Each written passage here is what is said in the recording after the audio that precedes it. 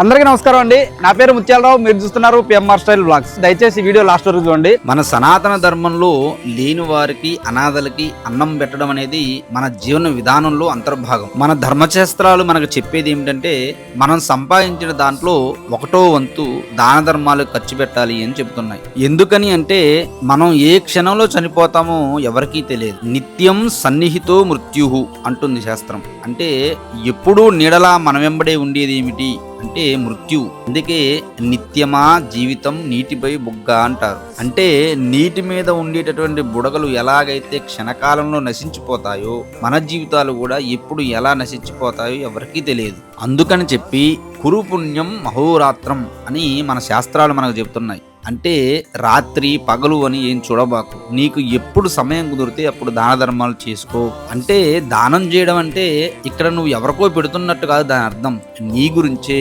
ఉద్ధరేనాత్మనాత్మానం అంటుంది భగవద్గీత. అంటే నిన్ను నువ్వు ఉద్ధరించుకోవడానికే. ఇప్పుడు నువ్వు పెట్టినటువంటి దానం గాని, నువ్వు చేసినటువంటి ధర్మమైన కార్యక్రమం గాని, మనం చనిపోయిన తర్వాత ఆ దానం మనకు పుణ్య రూపంలో మనతో పాటు వస్తుంది. ఎందుకనంటే మన దగ్గర ఎంత డబ్బున్నా మనం చనిపోతే అది మన వెంబడి రాదు. దీని గురించి చెప్తూ శాస్త్రంలో ఒక మాట చెప్తారు. తల్లి గర్భం నుండి ధనము తేడెవ్వడు, వెళ్ళిపోయిడి నాడు వెంటరాదు. లక్షాధికారైన లవణమన్నమే గాని మెరుగు బంగారంబు మింగబోడు. విత్తమార్జన చేసి విర్రవీగుటె గాని కూడబెట్టిన సొమ్ము కుడవలేడు. పొందుగా మరుగైన భూమి లోపల పెట్టి దాన ధర్మము లేక దాచి దాచి తుదకు దొంగలకిద్దురో దొరలకవును. తేన జుడ్డీగలీయవా తిరువరులకు భూషణ వికాస శ్రీధర్మపుర నివాస దుష్ట సంహార నరసింహ దురిత దూర అని చెబుతుంది మన శాస్త్రం. దీని యొక్క అర్థం ఏమిటంటే, తేనెటీగలు ఎక్కడికెక్కడికో తిరిగి ఆ పుష్పముల మీద వాలి అందులో ఉన్నటువంటి మకరందాన్ని తెచ్చి ఒక దగ్గర పెట్టుకొని తేనెను తయారు చేస్తాయి. కానీ దారమ్మటి వెళ్ళేవాడు దాన్ని చూసి ఆ తేనెటీగలన్నింటినీ వెళ్ళగొట్టి ఆ తేనె తెచ్చుకొని వాడు తాగుతాడు. అంటే కష్టపడి సంపాదించుకుంది తేనెటీగలు అని దాన్ని తీసుకుంది మాత్రం వేరే దారిన వెళ్ళే మనుష్యుడు.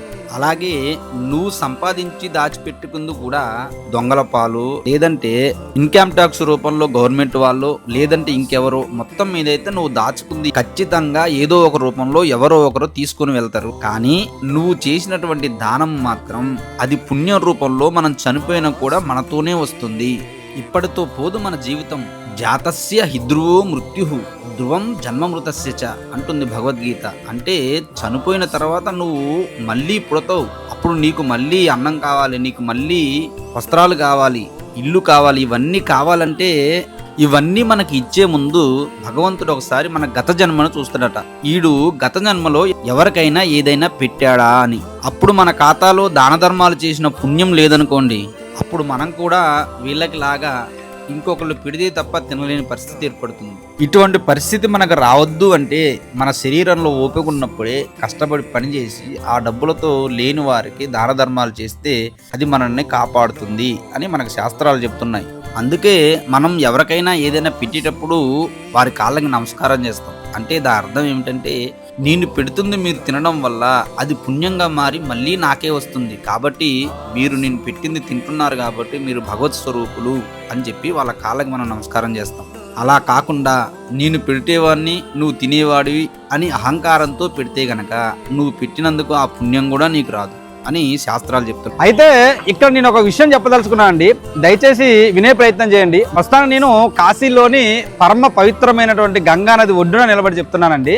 తల్లిని తండ్రిని అనాథాశ్రమాలలో పెట్టేటటువంటి కొడుకులను ఉద్దేశించి చెప్తున్నాను. దయచేసి ఈ ఒక్క విషయం జాగ్రత్తగా వినండి. మీరు ఏ గుడులకు వెళ్లకుండా, మీరు ఏ పుణ్యక్షేత్రానికి వెళ్లకుండా మీ యొక్క తల్లిదండ్రులకు 3 పూటలా భోజనం పెట్టి వారి యొక్క కనీస అవసరాలు తీరుస్తూ, నా కొడుకు వల్ల నేను ఎటువంటి ఇబ్బంది పడలేదు అని వారు అనుకునే విధంగా మీరు వారిని చూసుకుంటే గనక, దాని వలన అంటే మీ తల్లిదండ్రులను మీరు పూజనీయంగా చూసినందుకు గాను కొడుకులుగా మీరు పొందేటటువంటి పుణ్యం ఎంత అంటే, శాస్త్రం ఏం చెప్తుందంటే, భూప్రదక్షిణ శక్తేన కాశీయాత్ర యుతేన చ సేతు స్నానం చతైరుచ తత్ఫలం మాతృవందనం. 6 సార్లు భూమికి ప్రదక్షిణ చేస్తే ఎంత పుణ్యం వస్తుందో, భూమికి ప్రదక్షిణ చేయడం అంటే భూమిలో ఉన్నటువంటి ప్రతి ఒక్క పుణ్యక్షేత్రానికి కూడా నువ్వు ప్రదక్షిణ చేసినట్టే.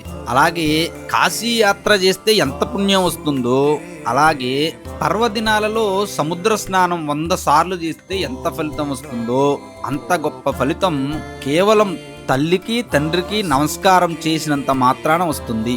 అలా కాకుండా మీ తల్లిదండ్రులు మీరు అనాథాశ్రమాల్లో పడేయడం కానీ, లేదా వాళ్ళని కొడుతూ తిడుతూ వారిని మానసికంగా బాధ పెడుతూ ఇబ్బంది పెడుతున్నట్లయితే గనక మీరు పొందేటటువంటి పాపం ఎంత అంటే కల్ప కోటి శతైరపి అంటుంది శాస్త్రం. కొన్ని కోట్ల సంవత్సరముల పాటు మీరు నరక బాధ అనుభవిస్తారు. ఇది నేను చెప్తున్నటువంటి విషయం కాదు, శాస్త్రం చెప్తున్నటువంటి విషయం. నేను చెప్తే మీరు వింటారన్నది నా ఉద్దేశం కాదండి, కానీ నాకు తెలిసిన కొద్దో గొప్ప జ్ఞానం మీకు తెలియజేయాలన్నది నా ఉద్దేశం. కాబట్టి దయచేసి మీ తల్లిదండ్రులను అనాథాశ్రమంలో పెట్టకండి, అదే నా యొక్క విజ్ఞప్తి. ఈ వీడియో నచ్చితే గనక తప్పకుండా లైక్ చేయండి, అలాగే నా ఛానల్ సబ్స్క్రైబ్ కూడా చేసుకోండి. Thank you so much.